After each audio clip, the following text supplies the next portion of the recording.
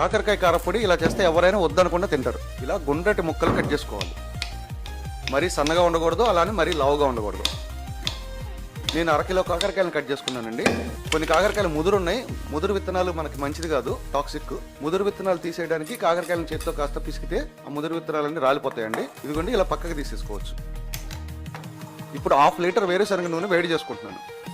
ఇదిగోండి ఈ కప్పుతో 1 కప్పు వేరుశనగ గుళ్ళు ఫ్రై చేసుకోవాలి. అలాగే 6 వెల్లుల్లి రెబ్బలు కూడా ఫ్రై చేసుకుంటున్నాను. ఈ 2 ఫ్రై అయిపోయాక ఇందాక కట్ చేసుకున్న కాకరకాయ ముక్కల్ని వేపుకుంటున్నాను. క్రిస్పీగా వేపుకోవాలండి. ఇప్పుడు ఒక గుప్పెడు కరివేపాకును కూడా వేపుకోవాలి. కాకరకాయ ముక్కలు కరివేపాకు చల్లారేలోపు మనం వేరుశనగ గుళ్ళను దంచుకుందాం. ఇదిగోండి ఈ మాత్రం కొబ్బరి వేసుకోవాలి. అలాగే కొన్ని పచ్చి వెల్లుల్లి రెబ్బలు కూడా వేయాలి. ఇందాక వేపుకున్న వెల్లుల్లి రెబ్బలు కూడా వేసి కలిపి దంచుకుందాం. ఇప్పుడు 1 చెంచా గల్లుప్పు, 1 చెంచా జీలకర్ర మొత్తం మెత్తగా దంచుకోవాలండి.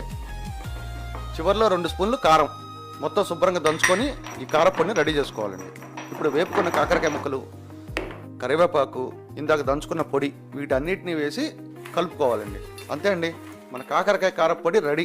దీన్ని డైరెక్ట్గా అన్నంలో కలుపుకొని తినొచ్చు, లేదా సాంబార్లో కానీ రసంలో కానీ